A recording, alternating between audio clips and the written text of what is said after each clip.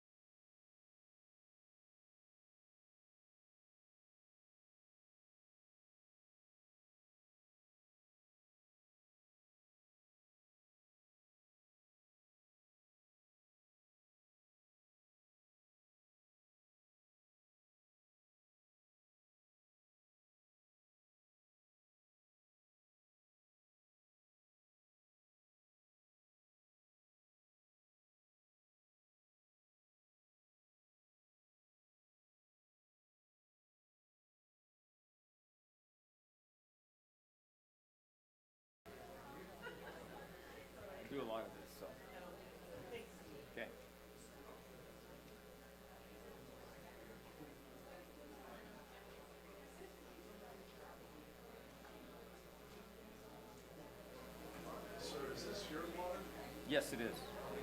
I'm gonna move it. You're our moderator. Yes, I am. So you'll actually moderate from this Okay. position? Yes. When it's time, Right. the candidates will be here? Okay, great, thank you. I got it. Thank you.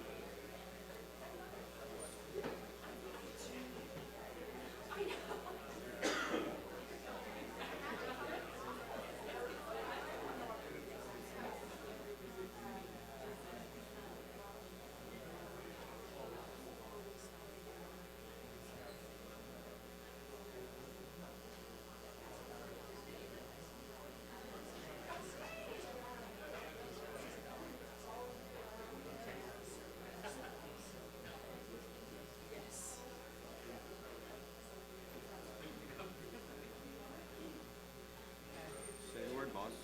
Okay, so you'll introduce them, then you'll sit, they'll come up. Okay. And this is yours? Yes, Theirs that's is underneath theirs, there? right. Okay.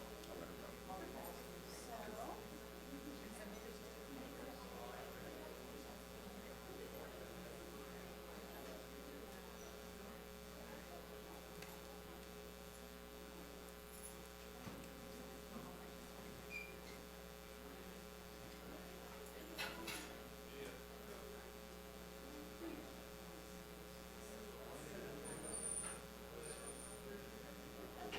You get the first one.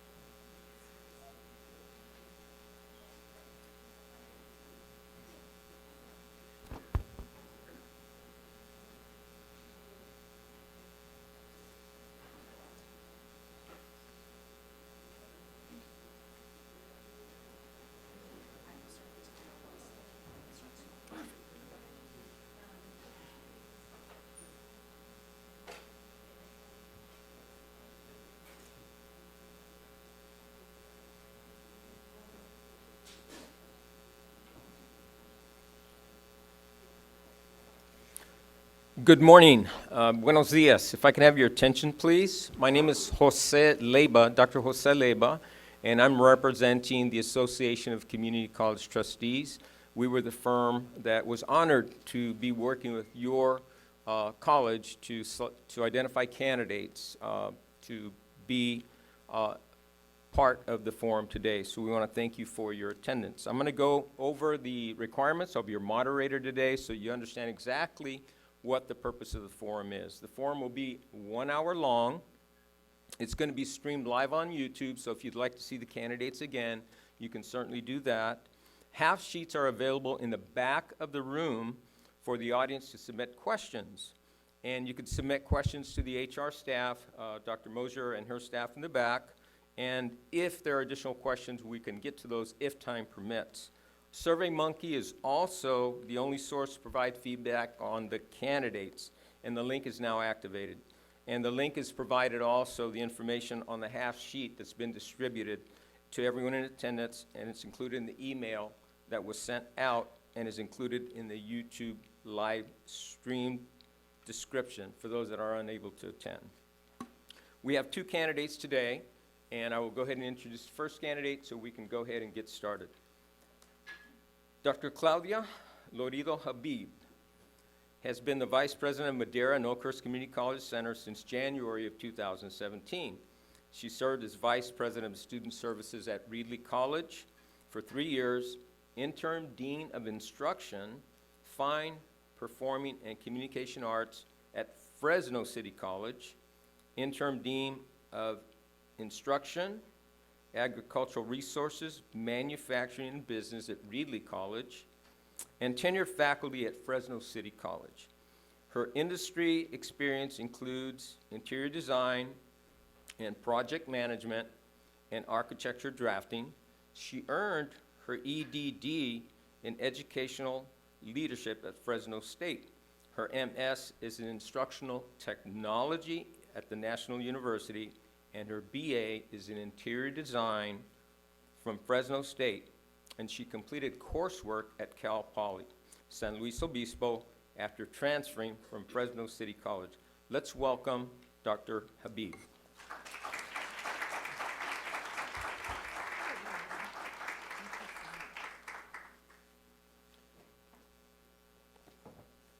Dr. Habib, we have a number of questions that have been submitted to you to be responded to today, so please take your time.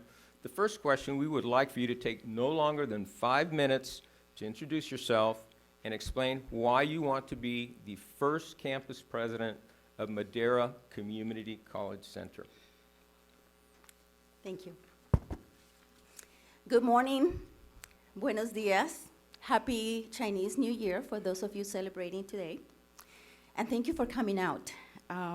I'm grateful to see so many of you here who braved the weather, and actually the sun opened up for us, so that's a good sign, I guess. But seeing you here, I confirm something that I know to be true, and that is that this community do care. This community cares about this college. You care about the future of Madera Community College and the impact in the Madera County. And I think you're here today because you understand the significance of this moment. The truth is, regardless of the outcome, I'm already celebrating. And I'm celebrating because Madera Community College Center will have a president. And that will put us one step closer to becoming a community college, a full-fledged community college. And that's something to celebrate. I see faculty here today, and I know that they work day in and day out to ensure academic excellence and to ensure that students reach their academic best. I see some classified professionals, and I know that they work in enriching the experiences of our students. I see some students. That's great, thank you. That shows that you're engaged in the college process and you're fully engaged in that community college experience. And I see some longtime friends of the district, of the college, who have been waiting for a long time for this moment. I have to say that I'm here today in great part due to the experiences that I have and the interactions that I had with students through my 16 years working in this college, in this district. And they inspire me to seek knowledge about the system and to understand what we do and to seek opportunities to enhance their experience and ensure their academic success. So I find myself at this moment thinking and reflecting about my own journey. I experienced community college as a first-generation immigrant. I was an English learner at Fresno City College. I transferred to Cal Poly San Luis Obispo to study architecture, a long life dream. But there, I faced the isolation of being a minority in a school with very few Latinos. And I faced the isolation of being in a career with very few women. This is back in the early 90s. But I also experienced community college as a faculty, tenured faculty for 10 years, working actually in academic senate as well. And then as a dean, as an administrator, first as a dean of ag, industrial manufacturing business at Ridley College, then as a dean of fine performing arts, communication, and journalism at Fresno City College. And later, I became vice president of student services for Ridley, Madera, and Oakhurst. And that allowed me the opportunity of overseeing categorical programs, athletics, the residence hall. And now I'm here as vice president of Madera and Oakhurst, overseeing the operations.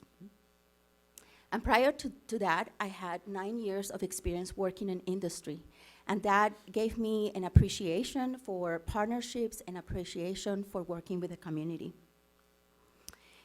I know and I understand that education is very important for the economic growth of our community and the Central Valley.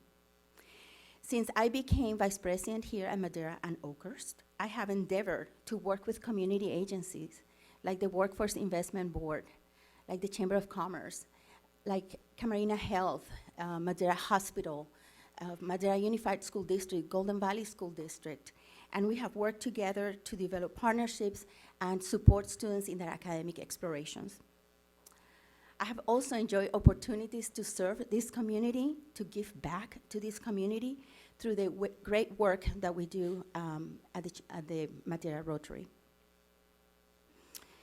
So I feel that I'm uniquely qualified to lead this center as president of this center, and I want to continue implementing the mission that we have to work for the success of the students. I have worked with colleges of different sizes in a multi-college district for rural and suburban populations, and I'm committed to help our students with heart, with enthusiasm, and with integrity. It will also be a privilege to deepen my roots in this community. Madera embraced my immigrant family. Here is when my father developed his first friendships and a business partnership. And that launched our family's path through the American dream. And that is really important for me. So I'm here to offer my commitment to work with you, to work for you in supporting our students. We have to help them achieve their dreams. Because we need to help students like Maria Duran, who was a McCap student, came here, transferred to Cal Poly to study engineering, and she's there now. We need to support students like Marcelo Ayers, a very active ASG president, who obtained his AA degree and now works for the city of Madera. We need to support Priscilla Torres. She's learning English, but she's pursuing her passion for art with the support of the Arts Council here in Madera. So I'm here to continue that path. Those students that I mentioned are just an example, a few examples of what is great here at Madera. They represent the best of what this college is about. Students are really the reason why I want to do this. And we need to keep the momentum going. We need to work towards that accreditation in leading Madera to become a college with full status. We will be the 4th college in State Center Community College District, and we will increase the already strong presence of State Center Community College District. So in closing, I just very quickly want to thank my husband who is in the audience. He is a supporter of this campus as well, and he is very enthusiastic about it. I want to thank those of you watching via YouTube in the streaming, perhaps because of the weather, but I appreciate your involvement in this process, and that includes my mom and my sisters who are watching there, no pressure. And I also want to thank the interpreters for providing a very near service. Thank you. Thank you, Dr. Habib. These questions were received via email, and I want to remind you that you can give feedback via SurveyMonkey. The forms were handed out at the back. So we have 13 questions, and we'll just progress as long as you are able to answer those questions, okay? Question number 1, what do you see as the most pressing issue currently facing community colleges? How would you address this as president at Madera? So those of us who are in the system and we're participating in the conversations statewide and sometimes nationwide, we know that one of the pressing issues right now is to increase the success of our students. The fact is that community colleges, we work really hard, day in and day out, to provide access and opportunities to students. And we thrive and we're very proud of that access and success. But those of us in the system know that the data is not showing the results that we had hoped for. We've done great work. We're doing great work. But we're helping pockets of students, and we see those successes. But we need to make sure that that success is afforded to all students. We also know that the majority of the students impacted right now are minority students, vulnerable populations. So we need to change that because it's a persistence gap that we have. So the challenge that we have now in California is that we're working on transforming and changing what we've been doing. We're always seeking ways to improve our practices. And that's not to say that we're not doing a good job, but we need to look at ourselves. We're doing that, we're working towards that, and see what practices are working and what we need to change so we can change that outcome. So that's the challenge that we have currently, not only here in this district, is statewide, is nationwide. The numbers show. The numbers show that 17% of Native Americans are obtaining higher education. The numbers show that only 19% of Latino students are graduating. And I think you would agree that those numbers are not what we want. And those numbers, regardless of which population, regardless of what ethnicity, we want to change that. We want to increase the numbers. We want to increase the speed in which students obtain those degrees because they face challenges. So here at Madera, in particular, here in our district, we're working really hard on our guided pathways. And guided pathways is a model that has proven in the nation, in other states, to improve those outcomes. So our challenge is how we work together to change our system, to have conversations around our practices. And I know the faculty is already doing that. They're working hard, looking at curriculum, because that belongs to them. That belongs to the faculty. They are the experts, and they know how we need to change the way we deliver that curriculum. We're working with student services to make sure that we have support systems that help, because it's a tough journey, and it's creating a little bit of commotion. You know, we're concerned. We want to see students succeed. None of us, I know none of us want to see them fail, but the change is a concern. I think if we focus our activities, if we use guided pathways as the framework to readjust our structure, the way we work through governance, the work we work together, faculty, staff, administrators, to improve the outcomes of the students, we'll see the results very quickly. Thank you very much. Question number 2.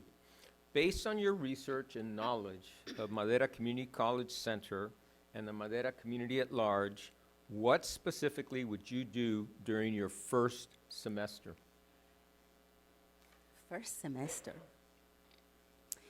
When I first started 2 years ago here at Madera, I made a point on spending individual time with every single faculty and classified staff.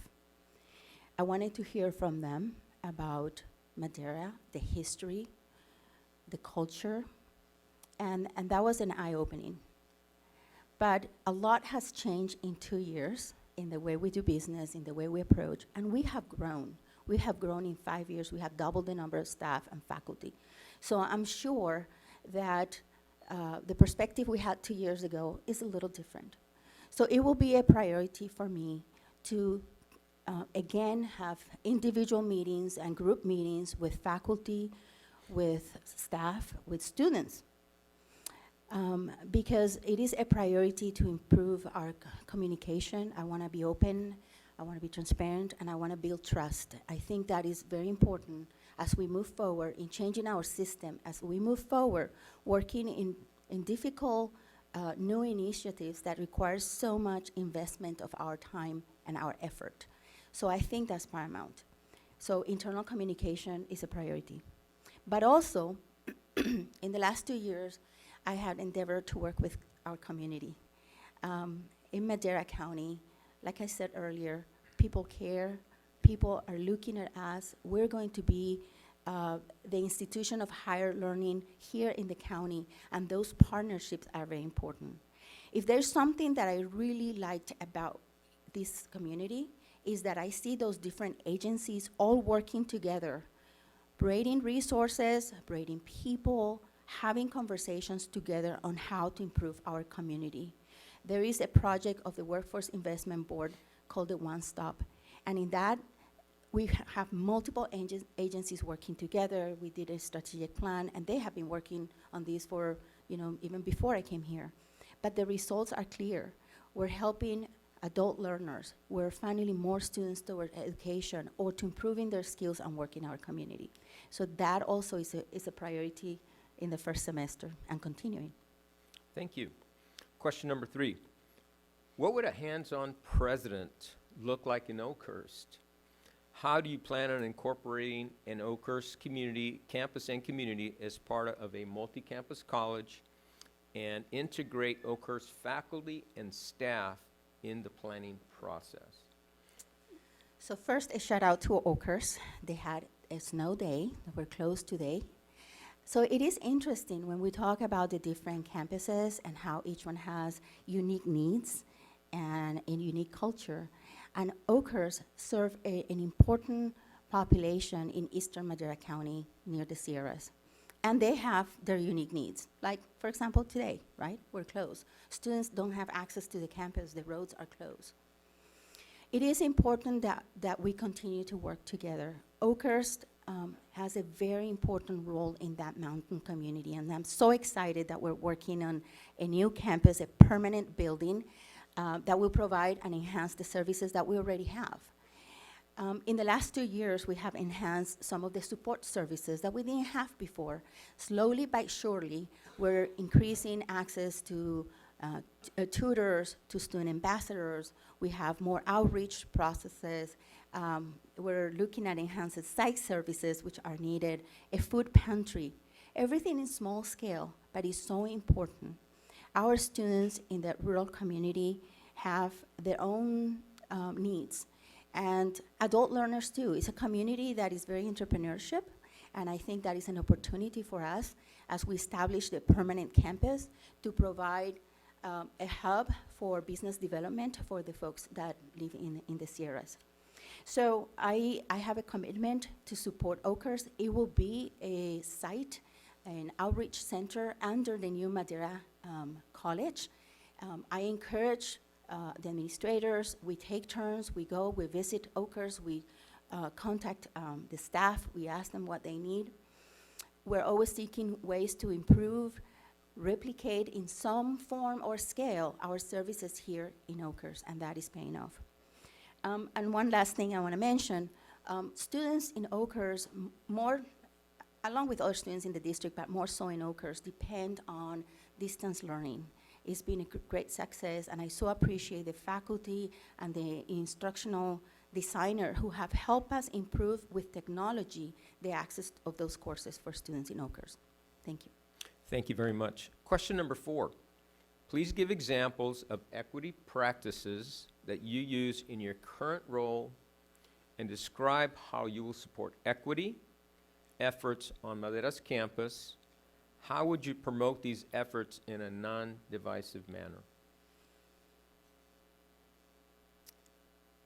So that's probably another challenge that we have right now. How do we approach this sensitive issue in a very inclusive way, in the spirit of collaboration and support for the sake of improving the outcomes of students and populations that are vulnerable? But make no mistake, when we have those conversations, we're looking at universal practices, meaning practices that work with students who are vulnerable, who have been disadvantaged, should work for students who perhaps are not having the same experience, but will benefit from better practices, right? So I want to start with that. Equity is not an easy conversation, but I can tell you that I have to go too deep in the story on telling you why it's important. My own experience as a community college student, as an immigrant, as a female in a field where not many women were studying, I support the practices because I know firsthand the impact of the support that we have provided for these populations. So I feel that at this point in time, what the data is showing us, and when we look at the numbers that tell us clearly which populations have been impacted, well, we cannot turn that away. We cannot ignore the numbers. In Madera, we have a 72 population of Latino heritage in Madera. In Madera County, it's about 48%. So certainly, there is a minority or almost a majority minority. But we have students from other backgrounds. We have Sikh students, we have Asian students, and they bring the richness of their cultures, they bring the richness of their traditions, and I think we need to celebrate that. So starting point is, let's be aware of those cultures. Let's celebrate, let's learn, let's be respectful. And I think we're doing that with multicultural activities, but we need to go deeper. Cultural awareness is important. Professional development for all of us is important. And what this conversation is an opportunity to look at where are the gaps? Why do we have those gaps for those groups, and how we can change our practices? I think the question was about what I do in the day-to-day. Yes. How would you promote these efforts in a non-divisive manner? So, promoting the efforts, I think we're doing a good job district-wide. I support what the EO committee is doing with some professional development, having speakers here to talk about other cultures, celebrating through some of the activities that we normally do, like the arts, celebrating with music, showing literature of the different cultures. That's an important aspect for cultural awareness. And then another aspect is, how do we make sure that we reflect our students? And I know many of you in the audience, if not all of you, have a way to relate to students, have an experience that relate to students, either because you are a first-generation student, either because you overcame poverty when you were a student and you went through your education, either because you spoke a different language before you started. So I know we can do this. We need to continue that conversation. It is important we see the results when students see themselves reflected in faculty and administrators. Is almost like a mentoring model, so we need to work towards that. Thank you. Excuse me for not reminding myself, but some of the questions are somewhat long, so if I need to repeat them, please feel free to ask. Okay? Thank you. Thank you. Question number 5. How do you plan to improve student communication and relations at Madera and Oakhurst campuses? Very important. Like I said earlier, students are the reasons why we're here. Students are the reason why we want to continue with our practices and improve those practices. And what better way but to hearing their voices? And in particular in Madera County. It's important to continue those conversations. It's important to participate in their activities and support them. How do we continue this conversation? Well, we have an ASG, student, an association of students, and I made a point of meeting with the ASG president continuously so we can feel the pulse of the campus. But we need to remember that we're not always an even population, right? People have different opinions, so we need to bring multiple people to the table. In the near future, this year, one of the projects that we have is developing our own governance system, and the students are gonna be an important part of this. I see them here participating in this. Engagement, student engagement is so important, so I hope that with my own communication, with the participation of other administrators, faculty who serve as advisor, we are all bridging that communication gap. Certainly I cannot be everywhere, but I'll do my best. I made a point of welcoming the new LVN RN students every semester when we have a new cohort. It's important to make them feel welcome. It's important to tell our students that we appreciate that they chose us as the place to obtain their degrees. So I will continue, I will endeavor to continue that communication with students. I invite everyone to participate on that. We will use surveys when we want to hopefully cast a wide net to get input from them. But I know that we can do these through that governance systems. Thank you very much. Question number 6. This is a long one, okay? Many community colleges in California have adopted a top-down business model approach. Many faculty want to return to a more collaborative approach. How would you develop a strong participatory governance model? Yes, and I know that nationwide there is a conversation and a concern that some of the presidents may come from private industry and they don't have experience in academia. And we have our own culture and our own set of priorities. So there is a concern that we're gonna become too business-oriented. I think it's important to recognize that we are an industry. Education is an industry. In fact, in Madera County, we're #1 in the number of people that we employ. But our focus, our mission, our strategic planning is focused not on the fiscal aspect, is focused on people. Fiscal is important because we need to pay salaries and we need to turn on the lights, right? But I submit to you that in academia, we have an important role. But also we need to recognize that the world is changing around us. And in general terms, we have been pretty slow at changing and adapting. So this moment, when we're looking at the issues that we're facing, that we spoke about earlier, where it's imperative that the success of the students comes at a faster pace, we're changing our practices a little bit, right?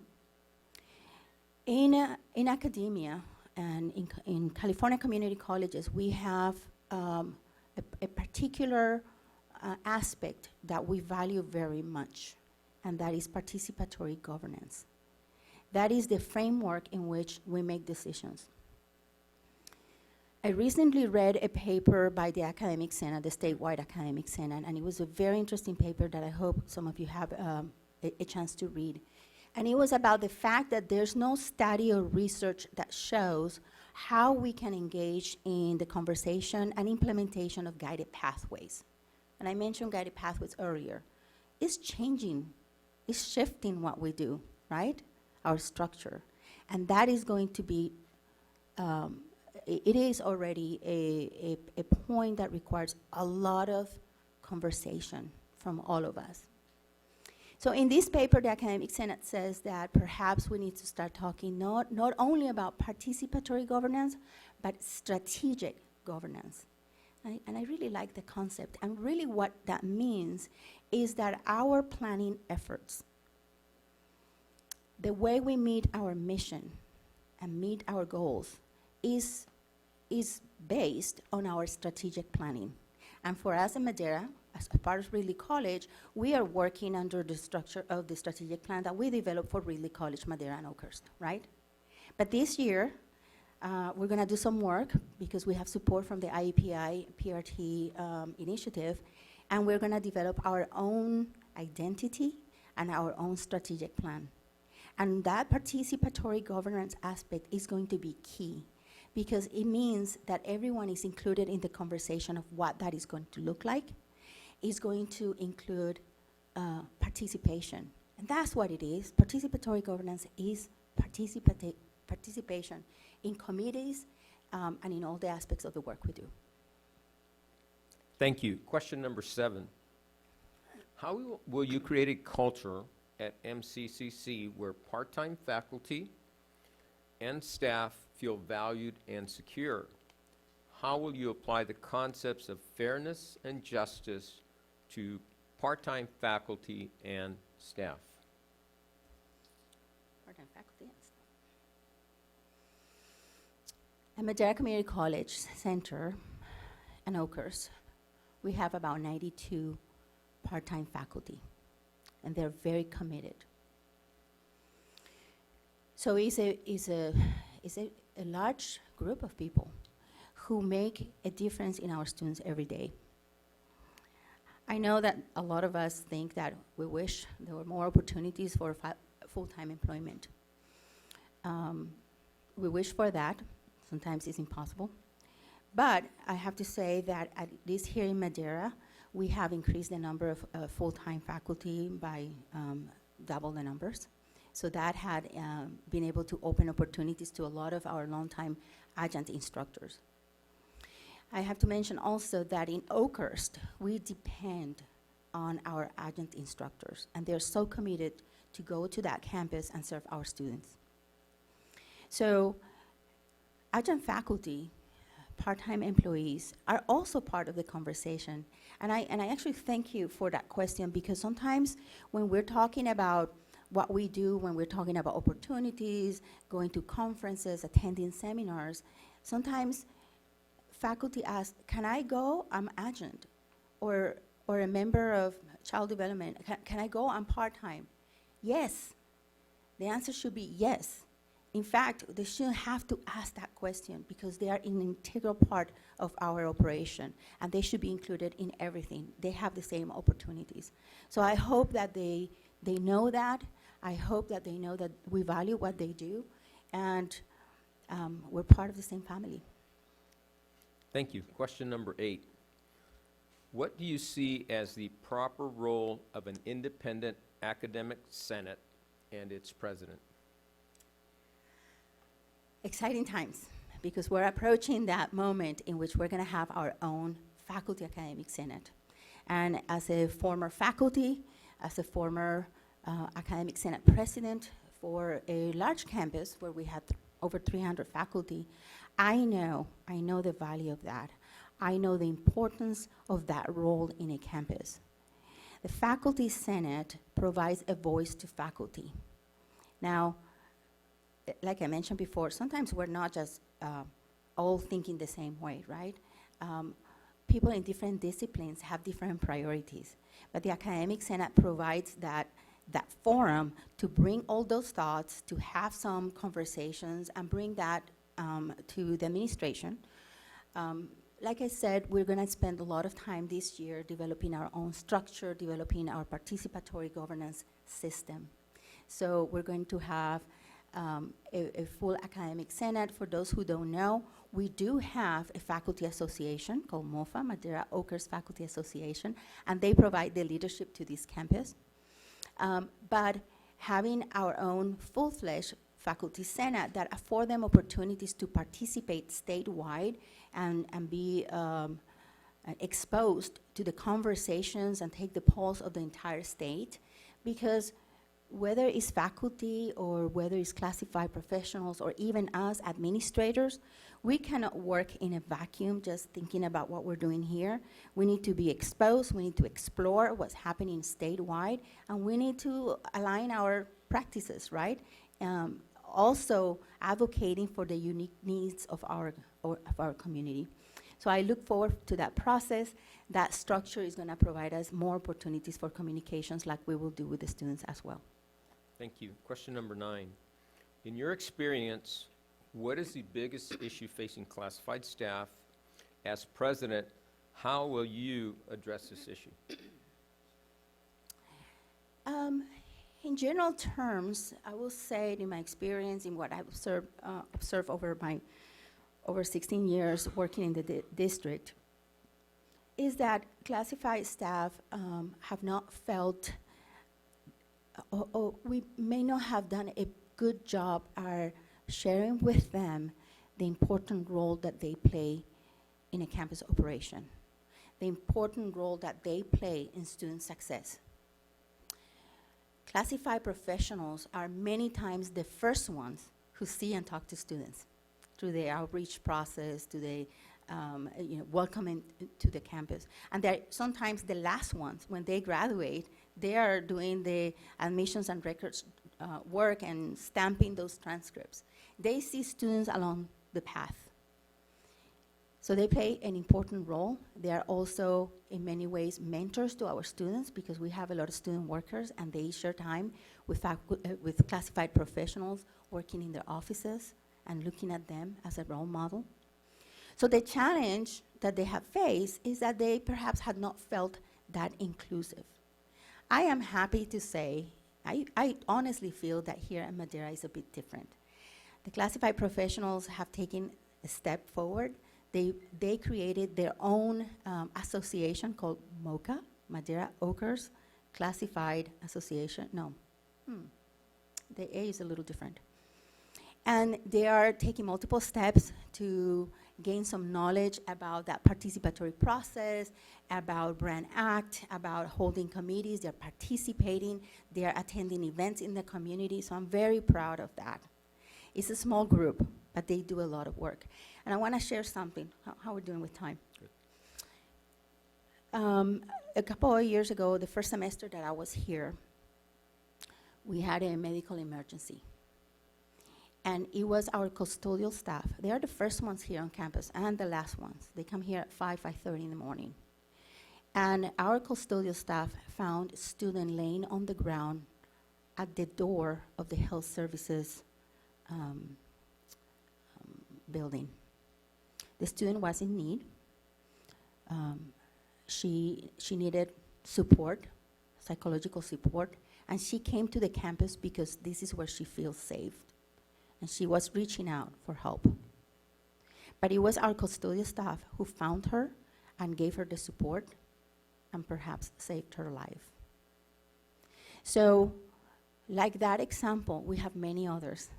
I'm always surprised at how many emergencies we have, but how organized our staff, classified professionals from admissions and records, from my office, from custodial, they are so organized that when there is an emergency on this campus, they already know their places on campus so that they can communicate and they can bring the help that we need very quickly.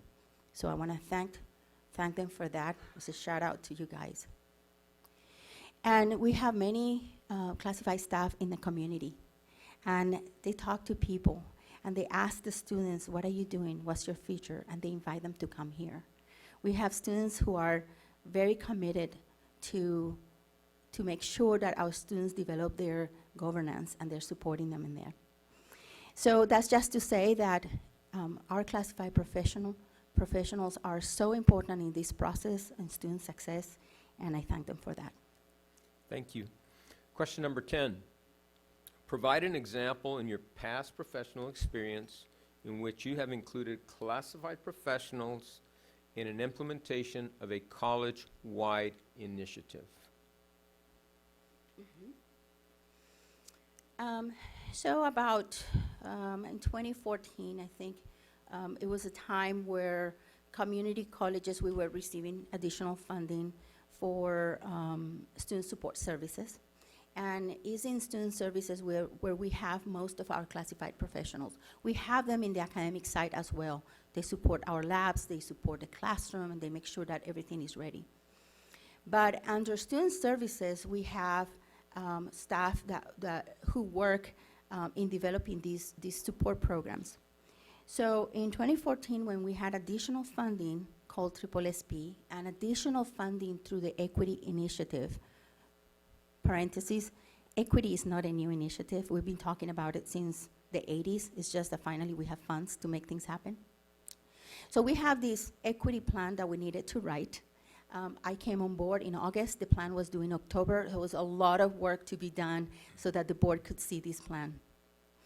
And I have to say the participation of classified staff along with faculty made this possible. We all came together, divided into teams, writing teams. Some work had been done in the summer, but it was time to come together in a short time and bring all the voices to make sure that our equity plan was solid. So again, I emphasize the importance of the multiple voices, the importance of a process. And that took place with equity, and it worked. We've done a similar format for developing our strategic planning, and I think it works because everyone participates, they understand the decisions that we make and why. And so I'm hoping that here at Madera, when we continue that work and we develop our own processes, that we're going to use a similar model. Thank Is you. there a second part to the question that I forgot? The question, how did you include the professionals in the implementation of a college-wide initiative? I think I answered that in the previous question also. Again, in our practices, we need to look at how each one of us can make a difference in the outcomes of our students. Thank you. Question number 11. As president, what changes will you make to improve student success, i.e. the graduation rate? I know the question is formatted because this is a job for a president. But I have to say that we cannot do this alone. As a president, we set vision. We encourage those conversations, but it takes the work of everyone in order to reach that academic success and improve the outcome of our students. I want to quote Stephen, I forget his name, Stephen Anderson. He says, "Alone we're smart, together we're brilliant." Alone we're smart, together we're brilliant. Stephen Anderson. And I hope that that captures my philosophy, my intent as I lead this college, if I'm given that opportunity, and is that the efforts of all of us, internally and externally. I talked earlier about the importance of community organizations and agencies and how we have worked together with the goal of improving the outcomes of Madera County. And I know many people here has the same intent. That's what we want. So how do we do it together? And that's the priority. Thank you. Question number 12. How do you best feel your background can benefit struggling students?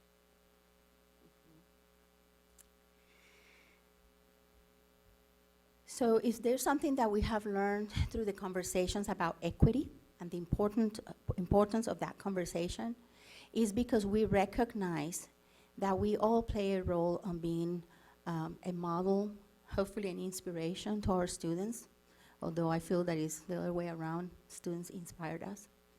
But it's our own experience that make us so passionate about what we do. At least that's my experience. I, as a community college student, formerly, as an administrator in the community college, I think I know, or at least I can draw some comparison, some understanding about the experiences of different students. Maybe not everyone, but I understand what that is. I understand what is to not remember everything that took place, not because you didn't have good memory, but because you didn't understand the language, so you understand half of what is said. But you know, that cannot be an obstacle. You just have to continue pressing on and trying to get your education. I can sympathize and empathize with students who may not have food every day when they go to school. When I was a student at Cal Poly, I worked with the custodial staff. I was actually, my first quarter there, I was in charge of sweeping the grounds. And that was hard. It was hard when I had to study all night. And I know a lot of our students face similar situations. But I say that because I think it's important that we place an example for students and we show them that it is possible. We can offer hope, right? When it seems dark, because sometimes when we're in those places, it seems dark, it seems like we're not gonna come out of there. And I think the success of community college relies because we know how that is. So it is important. So I bring my experience, my own life experience in this work and my passion. I know many of you have known my passion when I talk about issues and I feel some sense of urgency and I want things to happen very quickly. But I also learn in this journey and lately that I need to be patient, that the space and time for conversations is very important because we all have different experiences and we're in different places. And as we work together, that's gonna just translate into the support that we provide to our students and hopefully improving their outcomes. Thank you. Question number 13. MCCC plans to become the first fully designated guided pathways college. What organizational structure and systems will you design to accomplish this? And I know this is really formal, but every time I hear we're gonna become a college, I just wanna say, yoo-hoo, go Mountain Lions. Yes, we're gonna do this. It's an exciting time, like I said at the beginning. So I'm already celebrating. And yes, we're committed to becoming a guided pathways college. Now, Madera Center has been in business for over 26 years, right? And we've been in this location since 1996. But we have gone through a lot of transformation. We've gone through separation, what others became college. And that changed the dynamic. And in a way, we continue serving the community, but we needed an impetus, we needed new energy on doing this work. And the fact that we're all working towards becoming a college for this community, I think that infuses a lot of energy. And we have that opportunity on doing this, in utilizing resources that are coming to the state, in formulating our structure, in looking at our practices within the framework of guided pathways. And why that is important? It's important because that will provide an alignment with the mission and the direction from the State Chancellor's Office. It provides an alignment with the funding formula and the vision for success. And I know that in a way, sometimes we feel a little bit exhausted from all the work that we've been doing at a fast pace in the last few years. We've been working towards a basic skills initiative. We've been working on acceleration. We're looking at testing models. And we're asking all these questions, and it seems overwhelming. Why more? But more is because we're looking at data. We know more. We know about our students, and we recognize that there are gaps. And this is the time to close the gaps. In Madera County, 8% of the population have a bachelor's degree in Madera County. 22% of the population are over 25 years old and have high school as the highest level of education. We have an opportunity here. And while we may think that education is not for everyone, many people just want to get a skill and get straight to work. And we have that responsibility, and we work with agencies, with the Workforce Investment Board, with the adult schools on providing opportunities to those students as well. And I think I forgot the question. I went on a tangent. I get just excited. Okay. So MCC plans to become the first fully designated guided pathways college. Yes, What organizational structure and systems will you design to accomplish this? yes. I get excited and then I go on a tangent and need to come here. So again, guided pathways and the IEP, IPRT, this is for those of you who are not from the college. This is funding provided by the State Chancellor's Office that we applied for, and is gonna allow us some resources to take that time and space to work on our own structure and that participatory governance, the committee structure, and how we support with our practices the guided pathways. Very important, strategic planning. That's going to come up. Our educational master plan is going to be designed under this framework of guided pathways. It's a great opportunity for us. Thank you. We have about 4 additional questions in about 8 minutes, but I'll stop you towards the end to give you a minute to make a final closing comment, okay? Thank you. So, next question. How do you plan to maintain or expand partnerships with community organizations such as the Workforce Assistance Center and build on new existing partnerships with local businesses? So I mentioned before, we're already doing some of this work. I'm very proud and I'm very grateful. I have met incredible people who are committed to this community, to the work of the One Stop, the Workforce Investment Board, and part of their board. But I also look at other industries, other partners. I joined the foundation committee, the Foundation for Madera Community Hospital, and we're working together in looking at ways to bring more allied health professionals in a faster rate so we can meet the demands of the community. We work with the Chamber of Commerce in partnering with businesses, creating apprenticeships. We've done it before very successfully, and that has allowed us to look at our practice and change, right? We look at models that work for employees of companies. We have 100 manufacturing companies in Madera. So some of the employees need skills. Some of our students are gaining the skills, but they need internships. Those are important partnerships that are going to grow those opportunities. Working with our partners from K-12, CSU, UC, we need to make solid pathways for our students who are wanting to transfer. We also work, our faculty have a series of certificates that are very important. And let's remember that because we talk about guided pathways, we're not saying that we're going to limit the opportunities of students who just want to explore, that want to take some classes. Guided pathways is going to support those students who already know what they want to do, and we're going to make sure that they enter the path, stay in the path, and get that degree very quickly. So I mentioned earlier, for the sake of time, those partnerships are key, and I'm proud to know that in Madera County, those agencies work together for that purpose. Thank you. Next question. With the new student-centered funding formula and the Chancellor's vision for success, how do you see this following effect? 1, Madera becoming the next community college, and 2, funding for Madera. So the board has made a commitment to support this effort, and we know because we had documents that went, like our strategic plan, our EMP, the Vision 2025, and it was supported by acclamation. So, and I know that our internal communities, our sister colleges, all support this effort. The funding formula that I mentioned earlier is what guided the Vision for Success. The funding formula, I know we're concerned about what it means for enrollment, what it means to have funding for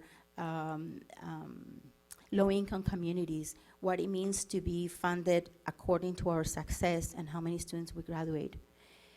I'd rather not focus on that. I think this is a great guidance. We need to align our practices to respond to that vision for success, to respond to that one initiative which is improving the outcomes of the students. And under the framework of guided pathways, utilizing the tools that are provided by the state, which are AB 705, acceleration, and this funding. So we look at a lot of numbers, but the numbers represent students. And the numbers are a guidance. And with this funding, we also have accountability measures, right? So we will be working together in making sure we have the internal processes and conversations that we need to have, so we support each other in this effort. Again, this is going to take all of us. We have time for one more question, and then we'll give you a minute to close out, okay? How would you work to build morale among faculty? Morale. of course, we want to find a sense of purpose on what we do every day. And in improving the morale of faculty, the morale of classified professionals and students is very important. But the question is about the morale for faculty. I know we've gone through a lot of transformation in Madera. When I talked to faculty individually, I also understood the sense of loss and pain because of the separation in the past, because maybe a false promise that we were going to become a college a long time ago. But this is real. In fact, this moment when we're having a president for this campus, regardless of who he is, that is a proof that the work that you're doing in the classroom to be a college is important, and we support it. And it's with the faculty, increasing that conversation, communication, so we know that we have our best intentions. We need to build trust, and that takes time. But there is urgency for it, because with that trust, we're going to move this college forward. Thank you. You have about 1 minute to make a final statement, Dr. Habib. Well, thank you. Thank you for listening. This went fast. And as I leave here today, I hope I have convinced you that I am the person who's going to lead this Madera Community College Center. I am deeply committed to the district and collaborating with our sister colleges in servicing the community. Under my leadership and with your help, with everyone's help, Madera Community College will be the anchor institution of higher ed in Madera County. We will collaborate with industry, with our educational partners from K-12, from UC, with CSU, and we will enhance the educational attainment and the achievement in Madera County and in the Central Valley. The work ahead is intense, and I know it's difficult, but we can do this. And we're gonna be working together in putting forward our best effort, because 6,000 students depend on us. Every day, they pull the best effort, their energy, overcoming obstacles, trying to complete their education. We need to put the same level of commitment, and I know you do every day. We're just gonna do more, because they're depending on us, those 6,000 students. There is urgency on changing those outcomes today. So this is our moment. This is an opportunity to be actively engaged in making changes, in helping students achieve the American dream. So we're gonna work together. I'm gonna be working with you and for you. And with your support, I promise that I will work diligently to see Madera become a college and to make our district much stronger in the Central Valley. So go Mountain Lions, and thank you. Thank you, Dr. Habib.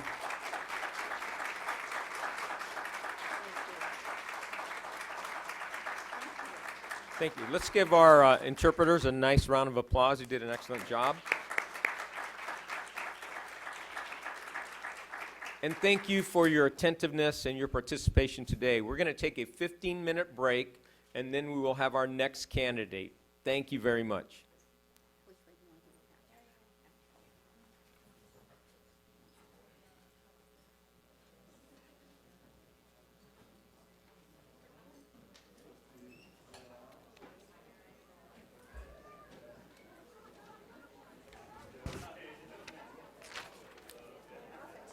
Well, I just Read that one. I wasn't sure if you were going to be able, I couldn't barely read that one. I did sort of my own form of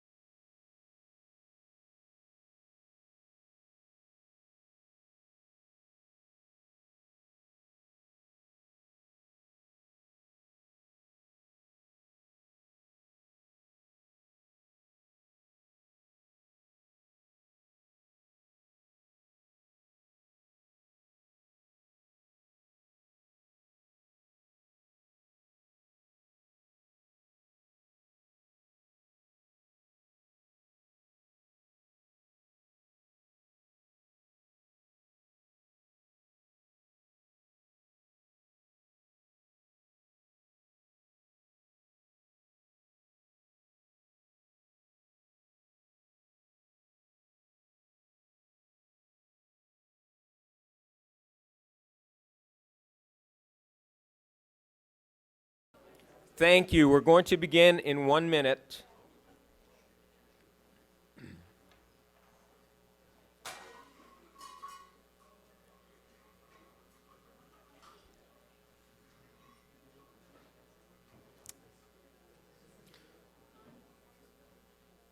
Welcome, Oakhurst community and Madera community, to the forums, presidential forums. As you well know, we have 2 candidates. We already had one candidate present, and now we will have the next one. I'd like to go over a few reminders for the forum. First of all, it will be 1 hour long. It's being streamed on YouTube for those who could not attend in person. Half sheets are available in the back of the room for the audience to submit questions. And you can submit those questions to HR staff in the back of the room. And the additional questions, we'll get to those if time permits. SurveyMonkey is the only source to provide feedback on the candidates. And the link is now activated. And again, it's on the half sheet that's been distributed by the HR staff in the back. And that will be also on YouTube live stream. I apologize, my grandmother would be very angry because I did not introduce myself. Dr. Jose Leyba, with the Association of Community College Trustees. We're a national organization out of Washington, D.C., and we had the honor to work with your staff and conduct your presidential search. So we're going to begin now with our candidates. We have our next candidate, excuse me. Our next candidate is Angel Reyna. He's all but dissertation, what's called ABD. Angel Reyna has served as Vice President of Instruction at Renton Technical College in the state of Washington since December 2015. He served as Dean of Workforce Education at Walla Walla Community College and at Yakima Valley Community College, where he held the positions of Director for Workforce Education, Interim Industry Coordinator, and ESL Adjunct Instructor. Mr. Reyna was elected mayor for the city of Mabton, Washington, from 2010 to 2013, and was a city council member from 2006 to 2009. He also worked as a seasonal migrant worker, farm worker for 13 years.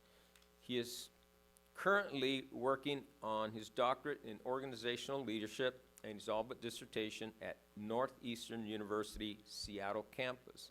He earned his MA in educational leadership and a BA from Washington State University.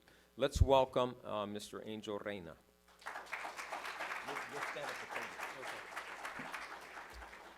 Mr. Reyna, we have 13 questions in approximately 1 hour, and if time permits, there are some additional questions that we will go ahead and ask you.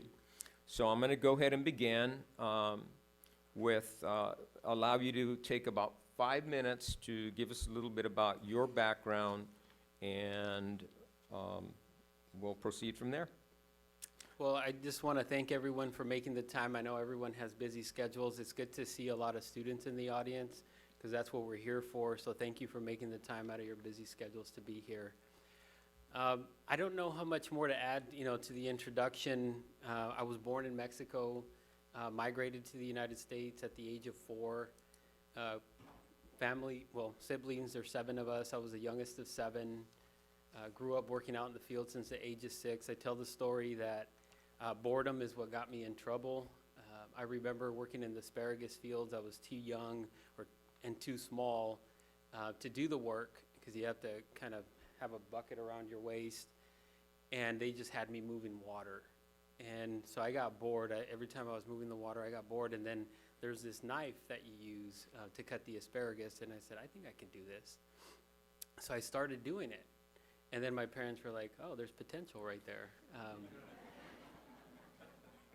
And they said, well, maybe you can't carry the bucket, but you can, put the little bunches on the side, and somebody else will pick it up, and I've never looked back since. So it's the boredom that kind of got me going and working because I can't stand on the sidelines. I want to be able to contribute, and I think my background in terms of work history, commitment to my community as a mayor and as a council member has demonstrated that, I don't like to be on the sidelines. I want to be involved. I want to be engaged in the community. I want to serve the community for the betterment of those that we serve within the community. I was fortunate enough to have the ability to attend Washington State University, focus on my Bachelor's of Arts in History. I felt like I didn't belong at a four-year university just because I felt it wasn't meant for me. I'm a first-generation student, and it was difficult for me to make the transition to go to higher education. So I understand, the struggles of a lot of first-generation students. And I recall when I went back for my master's, even though I was the youngest of 7, that I was the first to enter graduate school, so I didn't have anybody to help me navigate it. And I recall, like minutes before the class, my first graduate class was to begin, I was waiting for somebody to tell me, you don't belong here, you need to leave. Because I truly felt like I didn't belong there. And so when I entered the classroom and I saw that the faculty member was an African-American male, person of color, I could relate and I felt that I belonged. And so those pieces were very important to me. And that's why I feel that the leadership and faculty should represent the students that we serve. I neglected to mention the second part of that question was to explain why you want to be the first campus president of Madera Community College Center. I apologize. Well, it's always better to be first and second, right? So I think because of the opportunity to develop something, right? I think it's an exciting time, I think, for the Madera Community College Center. You're adding an additional person, CEO per se, to be internally and externally facing for the institution. And I think anytime you can have more folks advocating and representing your institution, you're more likely to be successful in collaboration and community outreach. I think also for Oakhurst as well, it's important that they have another advocate for them, in terms of someone that's going to look at programming and get faculty and staff, because the more infrastructure you have, the better it is for the institution to provide student support. And so I think all those things and the exciting opportunity and the vision, empowering through educational excellence is very important, from the district level on down, on how do we better do that, right? I don't think that any institution has mastered the way of serving students completely, but I think having the opportunity to take it from a center to a college is very exciting to me. Thank you. Now we'll get into about 13 questions. You have roughly a little bit less than 55 minutes to complete those, okay? And if we have time, we will ask additional questions from the back. Number 1, what do you see as the most pressing issue currently facing community colleges? How would you address this as president at Madera? Well, I think it's the workforce skills gap, right? Everybody saying we need to have more certificate post-secondary education. And it's not necessarily transfer, but if that is what's needed for in terms of the path for the student that they've chosen, but it's the skills gap that I think is placing a lot of pressure on community and technical colleges, that we need to meet that gap because we're not keeping pace with the skilled workforce that's needed. So if you have industry that's wanting to move into this region and you don't have the skilled workforce, they're gonna bypass you and go to another community that has that. So I think it's that piece, and then it's also internally looking at the guided pathways model. How do we better serve our students, because it feeds into the completion piece of getting more certificates and degrees, is that if we don't take a holistic approach to serving our students, we're not going to be successful. And if we're not successful, we're going to have less completers. And if we have less completers, that skills gap is going to remain. And so I think we have an obligation to do better by our students by taking a holistic approach of serving them, because our students are not just our students when they come to campus and leave. Whatever happens to them at home, within the community, then impacts whether they come back to us or not. So I think it's very important that we take on that challenge, but collectively, not just as Madera Campus Center, but what are we doing, working with the city, the county, community-based organizations, et cetera. It's important that we work collectively to serve our students better and to meet that skills gap. Thank you. Question number 2. Based on your research and knowledge of Madera Community College Center and the Madera Community College at large, what specifically would you do during your first semester? I have a lot of information in my head. I've read a lot. I don't know where to begin. It's just like it's oozing out. But it was great to get to know through this process the community, the State Center District, specifically the Madera Community College Center in Oakhurst. I think for me, it's important that you start by listening. You know, I can't come in here and tell people what they should be doing with their community. I need to come in here and I need to listen, and I need to assess, you know, and is there a gap analysis? Data always points at something, right? The quantitative piece points at something. It tells you, look at this. You know, if we're not doing well with men of color, it points to it. But it's a qualitative piece, right, of investigating further and asking people, talking to people, and getting more background. What impact is the culture of the institution having on that, you know, in terms of men of color not doing well, as an example.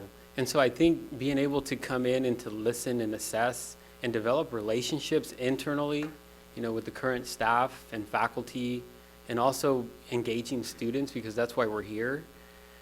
And then the external community, you know, how we're engaging city, county, community-based organizations, workforce development, a lot of other entities within the service district. I think it's important that we take a holistic approach, and I know I've said that before, but it's very important that we don't say that we have all the answers, that we can do everything, but it's getting a better understanding of the institutional culture, the district culture, and then the community and service district that Madera Community College Center serves.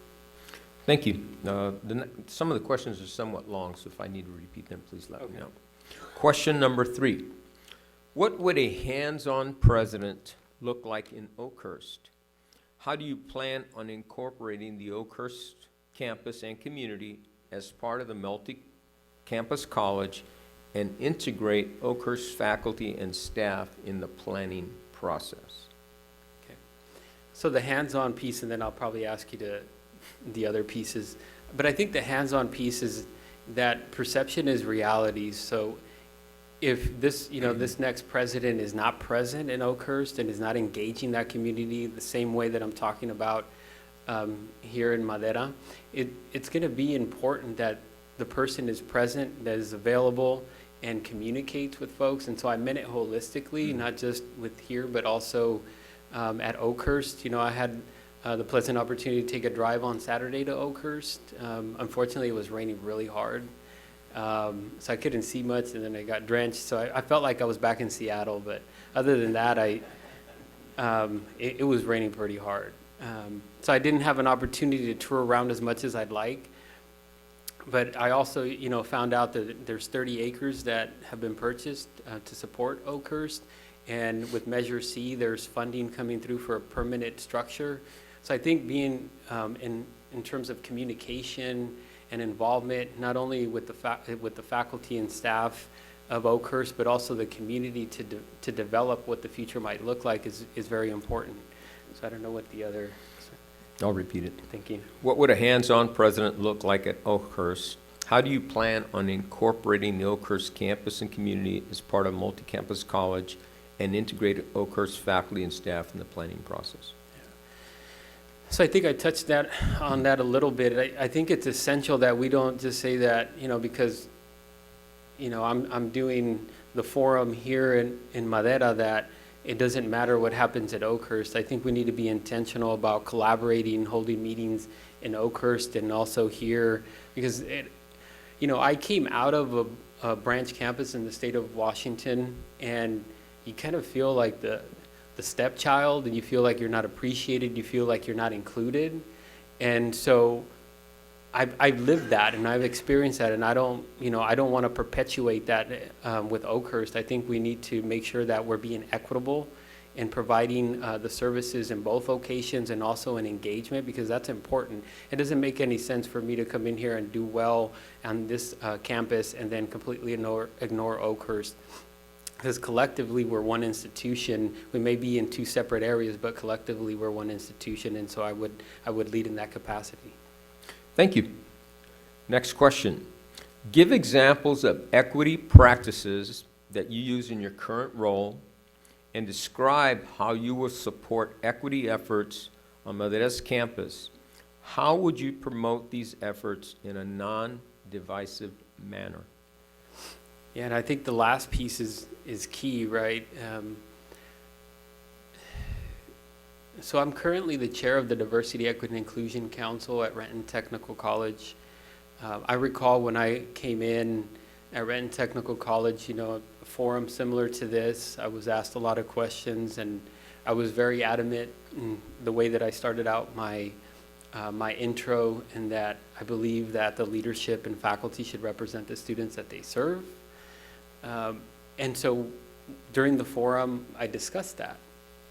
And so when I was hired, the president asked me to lead the Diversity, Equity, and Inclusion Council and to lead the creation of a Diversity, Equity, and Inclusion plan. And I told him I wouldn't do it unless he got up in front of all the college and said that the Board of Trustees, he supported this work, because I wasn't going to go out there, do the work, because it is very difficult work. It's very divisive work if you don't do it correctly. And he did that, and so then I took it on, because it takes a lot of work to change the culture, to understand what equity is all about, right? It's about fairness. It's not about, I'm going to give you $5, I'm going to give you $5, and so we're all good. I may need 10, you may need 0, you know, and so that creates some divisiveness to say, you know, students of color may need more money, or lower socioeconomic students need more money, but disproportionately they're students of color. So then, you know, how do you get that message across to folks that potentially haven't lived that and don't understand that? And I think it takes a critical mass. I think it takes education. I think it takes professional development. It's gonna take a team to do that. It's not gonna take one individual.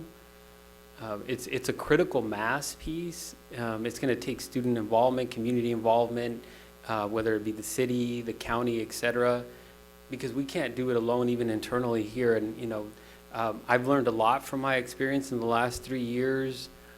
Some of the professional development that we've done, you know, some folks are at different levels.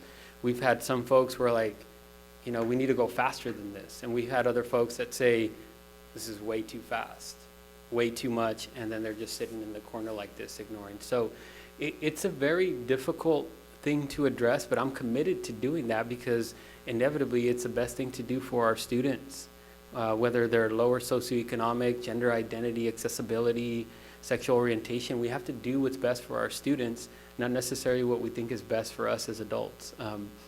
But it's going to be a challenge. I don't have the answer, but I have experience in working on that, and I think we need to collectively, from the district on down, we need to work together towards that. I don't think it's going to be one single individual.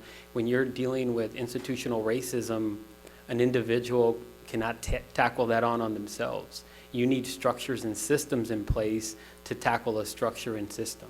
But I think it's going to be a balancing act in terms of, you know, engagement of students, engagement of faculty, engagement of staff. Just like anything, like with guided pathways, if you're trying to do it and shifting a culture, you need champions. And so you need to be able to engage and have champions within the institution to move that forward. Thank you. Question number 5. How do you plan to improve student communication and relations at the Madera and Oakhurst campuses? Well, I know that, you know, the participatory structure that's in place is intentional about including students. I don't, you know, without knowing how effective it is or isn't, I don't know if it's my place to say it's working well or not, but I will say, you know, in my previous experience, we haven't done a great job of engaging students and including students within shared governance or participatory governance, et cetera.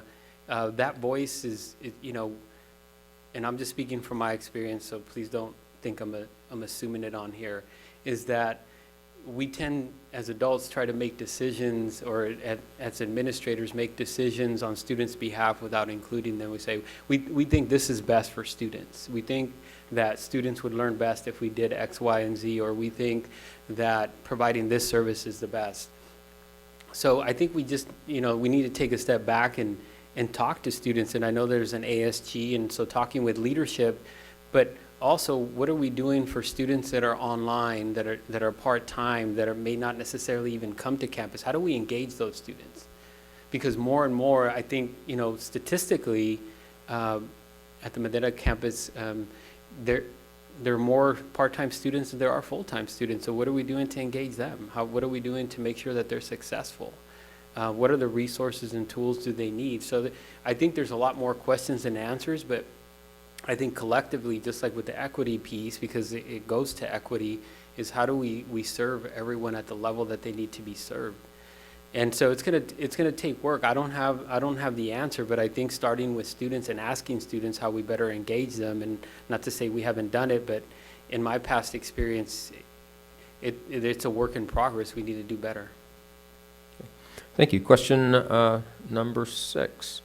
Many community colleges in California have adopted a top-down business model approach.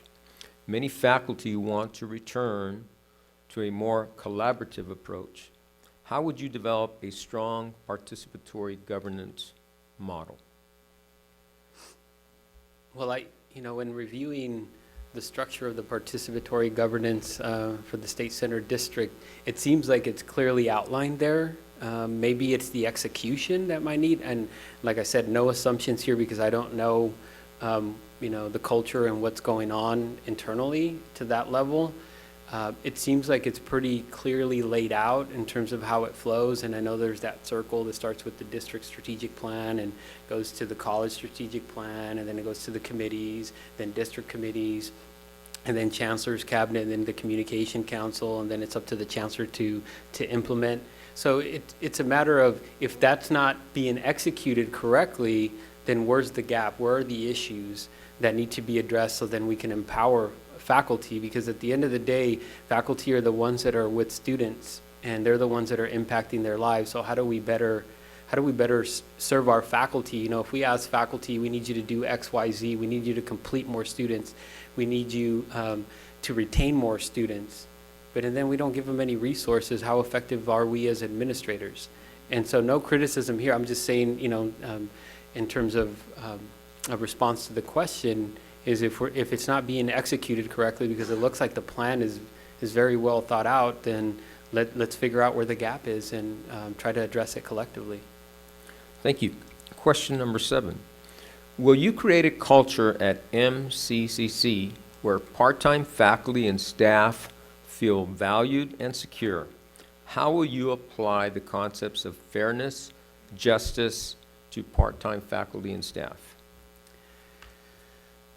So I started as an adjunct faculty member, so I know what that feels like, right? Not knowing if you're going to have a contract for the next quarter, not knowing what your load might be, and the same thing, for staff. I think every person that works at an institution should be respected, should be included, and that's what, my point was going back to part-time students, is that how do we include, inclusivity, part of one of the values is very important. How do we include our part-time faculty and staff in the decision-making process? And so one of the things that we're doing, where I'm currently at Renton Technical College, is we're trying to be intentional about including part-time faculty and part-time staff in the decision-making process, because more and more part-time faculty, adjunct faculty, are the majority at an institution in terms of numbers, and they're serving the majority of our students. So if we have an initiative, if we have something that we're trying to do around guided pathways, and our adjunct faculty are the ones that are teaching the majority of our students, and we're not engaging them and not doing well by them, so then guess what's going to happen? The majority of our students are not going to be served well. So I think it's incumbent upon us to engage and reach out and ask folks, what would it look like? What would it look like to include you more? What would it look like to serve you better? Because at the end of the day, you're with the majority of our students, and we want to ensure you have all the resources and tools to be successful. And the same thing with part-time staff, because if we have succession plan, or part of our mission is to grow our own, then we need to be mindful of who we have in the pipeline as part-timers to move them through. Because if they've committed to the institution, why isn't the institution committing to them? Thank you. Question number 8.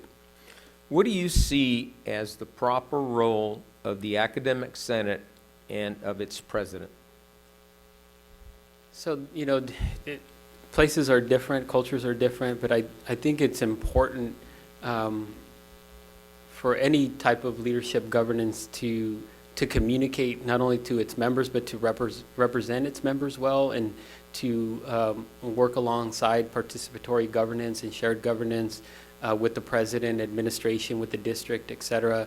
I think they play a role, whether it be Board of Trustee meetings, whether it be cabinet meetings, to inform how faculty are feeling, what the vision of the faculty is in terms of the institution, because you don't want to wait until something explodes and then you have the conversation. I think you want to have a pulse of what's going on. So I would say it has to be one of collaboration and communication, and one of a relational one as well. I think you need to have a strong relationship with the academic senate and also the classified senate, just in general, the governance structure, because you don't want to be at the you don't want to be at a situation where everybody's mad at you because you've ignored or haven't heard folks. So I think it's vital also in faculty engagement and participation in shared governance and in the life of the institution. So I think it's important for our students to engage faculty outside of the classroom as well. And so then how do we do that collectively and have those conversations ongoing and deciding, where the future of the institution is going to go collectively, not individually. Thank you. Question number 9. In your experience, what is the biggest issue facing classified staff? As president, how will you address this issue? Yeah, that's a good question. I think some of it could be, and this is just my previous, experience, so I'm not projecting, is that a lot of classified staff do not feel respected, right? And nor are they having access to professional development. Maybe, maybe not, right? So I'm just talking from my experience. And so then how do we ensure that there's informal and formal authority and informal and formal power. And I think we get caught up in the hierarchy of saying, well, if you're not, a vice president, you're not a dean, then we don't care about what you have to say, right? But I've had the experience of engaging with folks on campus and previous work experience that they're the voice of the institution. They're the voice of, people that they represent, and they have that informal authority, informal power. And I think it's important that we leverage, because they're the ones that have the pulse of what's going on. They're the ones that are engaging students as well. So we need to be mindful that we don't neglect the fact that classified staff are very important in terms of the execution of the mission of the institution, and we need to be able to support, whether it's through professional development and promotion, because we know that classified staff, in terms of the pyramid, are the lowest wage earners, right, in terms of people moving up, et cetera. So what are we doing to promote and help people have equitable pay as we move through the institution, whether it's through promotion or moving on to another institution because they have enough professional development and education, but we help them get there. And I think advancement is a key thing that we need to support classified staff. Thank you. Question number 10. Provide an example in your past professional experience in which you have included classified professionals in an implementation of a college-wide initiative. So during the Diversity, Equity, and Inclusion Council, we have representation and intentional representation from all members of the higher ed institution or Renton Technical College. And so we're intentional about including them in the decision-making process and involving them in what we have 5 action teams, and we have leads. And so I think it's important that, like I mentioned before, in the process, that they're involved and they're providing voice, because the most important thing is people want to be heard. They want their opinions to be heard. They want to be able to engage in the work of the institution. And they have a lot of great ideas based on their work experience and based on the engagement that they have with students. And so I recall as we were looking at, because we were immature in terms of our offerings and celebrating different diverse, events, whether it was Hispanic Heritage Month, et cetera, and we were always behind. And we had one classified member said, so what are we going to do? Are we going to do anything? And I said, we're getting kind of late. I don't know what to do, in terms of messaging to get it through. He said, we should just do something, and can you move it forward? And so, we did, because I felt if it was important to them, it should be important to the institution. And then also looking how we involve them with the guided pathways work, because I think it's essential that we include classified staff in that work, because for the most part, it's seen as faculty or student services. And so we're being intentional about developing cross-functional teams to include everyone from, facilities, faculty, student services, et cetera, because they play a vital role in that. Thank you. Next question. As president, what changes will you make to improve student success, i.e. graduation rate? That's a loaded question. I'd have to take a step back and assess what the institution is currently doing. I couldn't just come in here and say, hey, this is what worked in Washington, so guess what we're going to do here in Madera, right? It's not going to work, because what maybe is working at my institution may not work here, because the students are different, the atmosphere is different, the culture is different. The way we're offering courses and support services are different. So I think taking an assessment of, what's the infrastructure at the institution. But I think the one thing that does have in common with what I said at the beginning is that we would have to take a holistic approach of serving our students, and not just thinking, hey, I did a great job, X student came into my class, they're engaged in my class, they're doing well in my class, and then they stop showing up. Because we need to take a holistic approach to say, how could we support students when they're at home? How can we support them when they're in the community? How can we support them if they need services? Some of our students are homeless, they have food insecurity, and they have families that they need to support, whether it's their own or their parents. And so what are we doing to ensure that they're going to come back to us? A flat tire to one student may be nothing. A flat tire to another student is a game changer. And given where the location of the campus center, you need a car to get here. You're not going to walk here. You're not going to scooter here either. And so it's taking that holistic approach to serving students through guided pathways and collectively looking at different resources. Not to say that it's not being done, but it's how do we look a little deeper to say we need to take that holistic approach to serving students and apply that strategy here as well. Thank you. Next question. How do you best feel your background can benefit struggling students?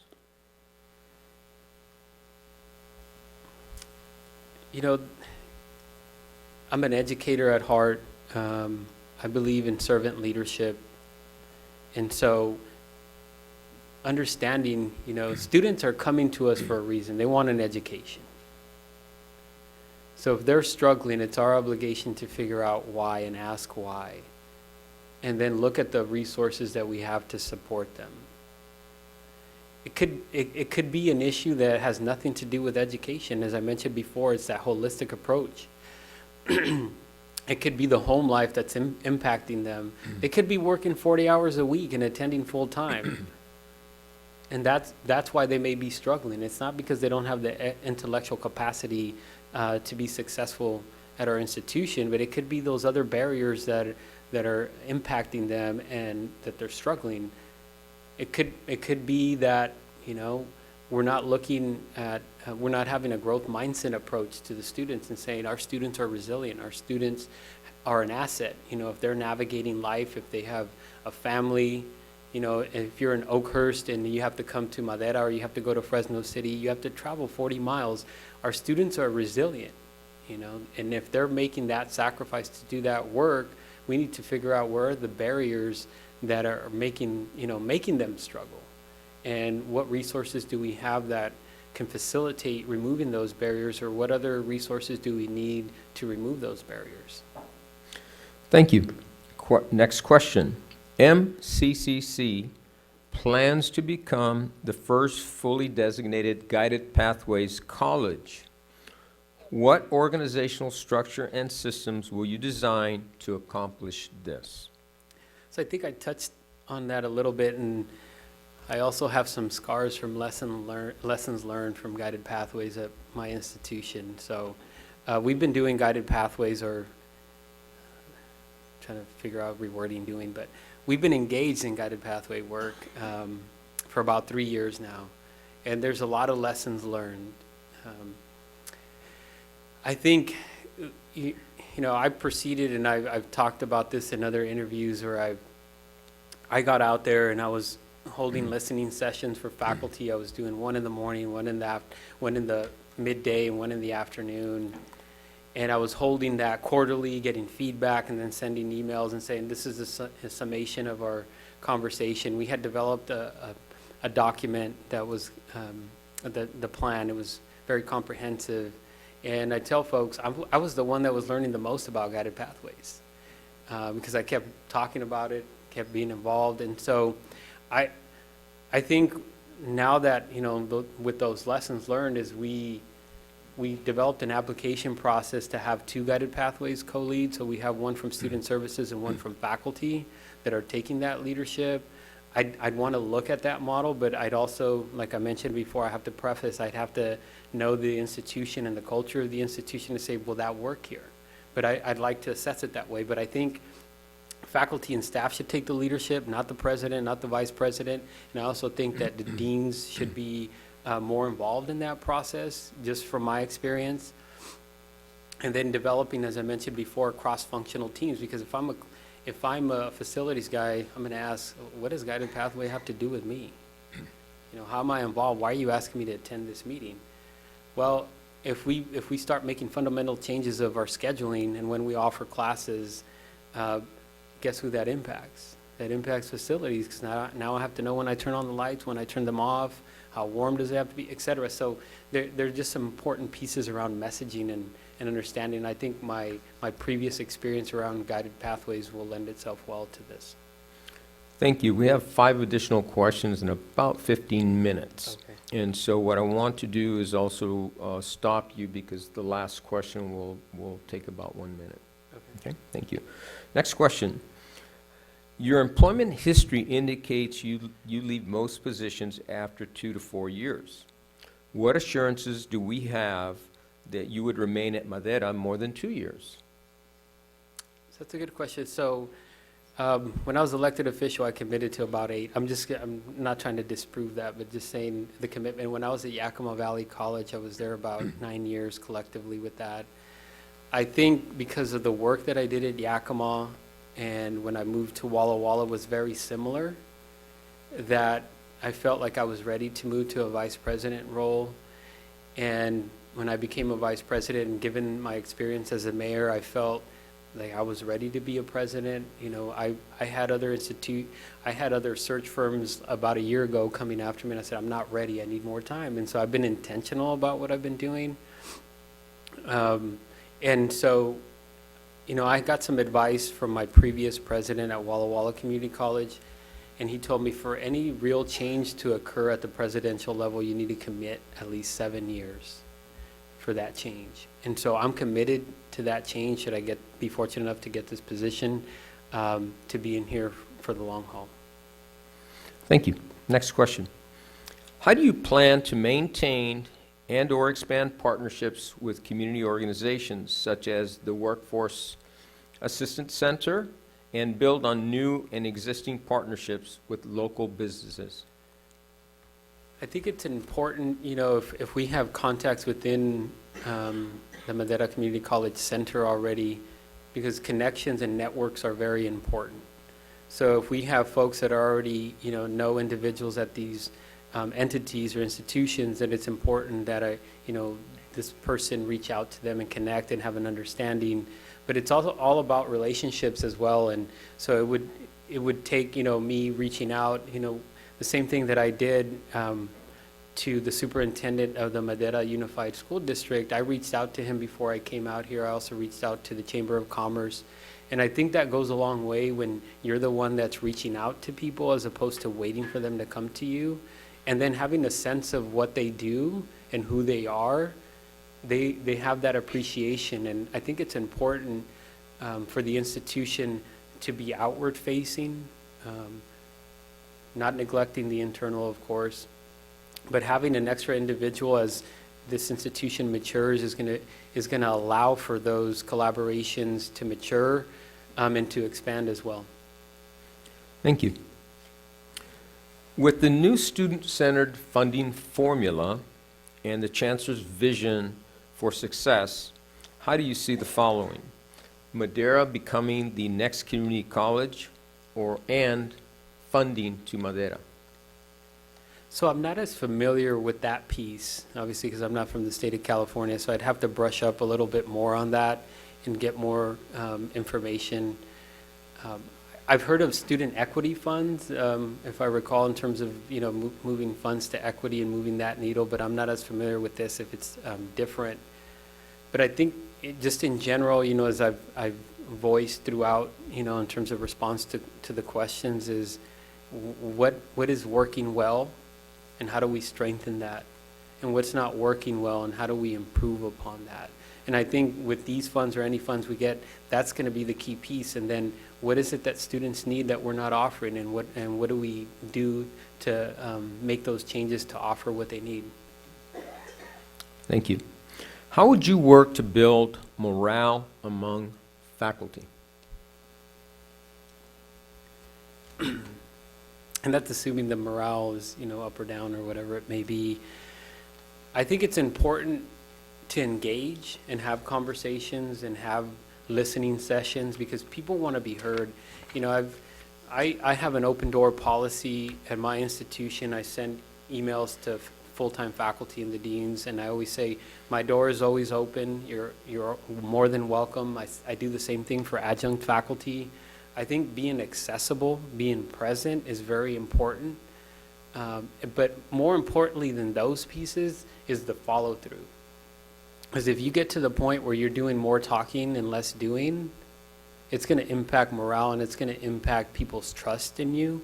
So I think it's important to balance all those components. I've had, you know, students, I've had faculty that come to me very upset. And when you listen, sometimes they don't want any action. They just want to be heard. Thank you. There's a community outreach, your ideas. What's a greater impact on the Madera community? What's the increasing enrollment in class offerings?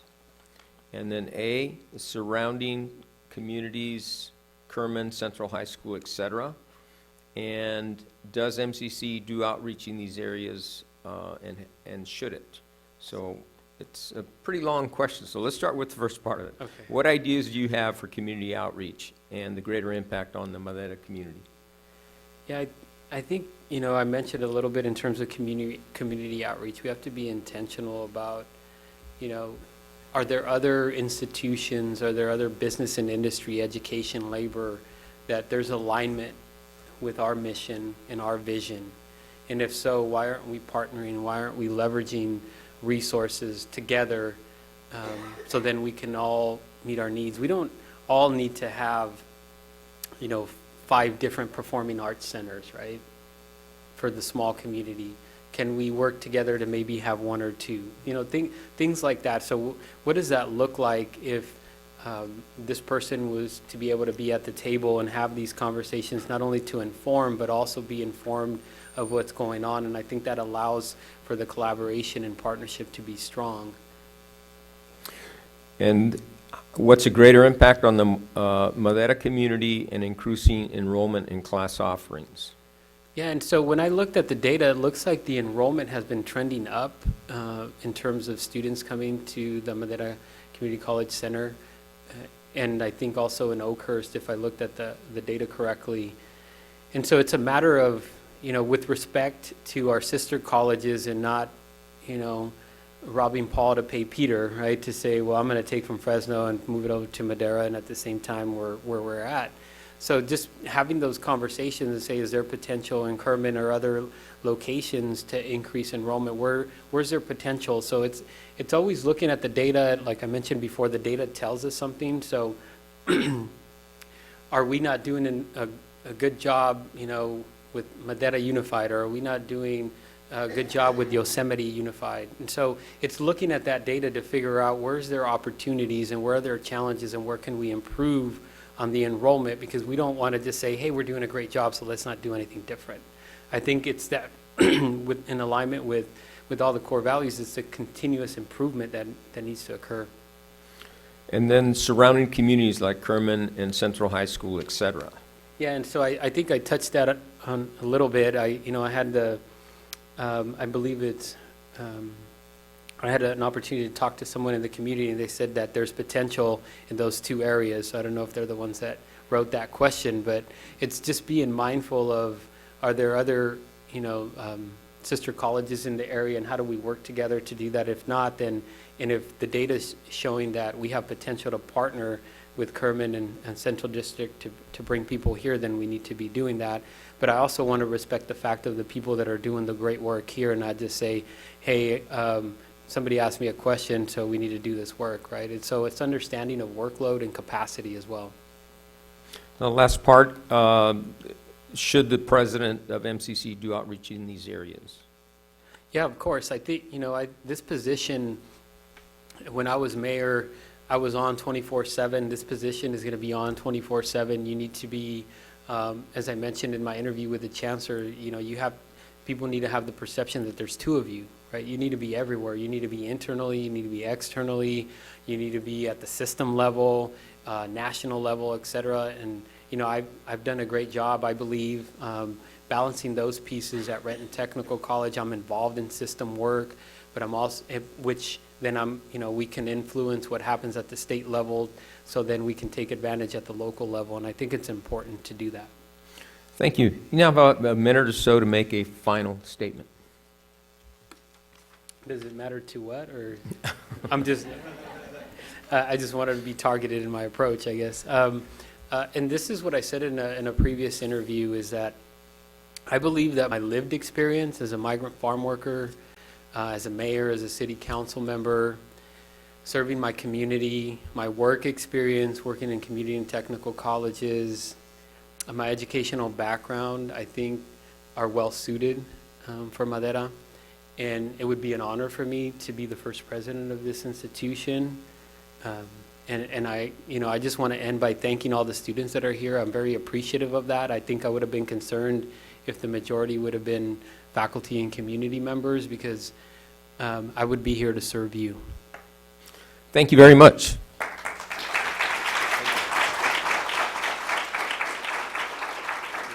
We also want to thank our interpreters, and let's give them a big hand. That concludes our two forums for today. I just also want to thank you so much for your professionalism, your attentiveness. I conduct many forums, lots of places, and sometimes they throw tomatoes and other things. So thank you so much. I appreciate it. Have a great afternoon. You have a great college here, and good luck. Buena suerte.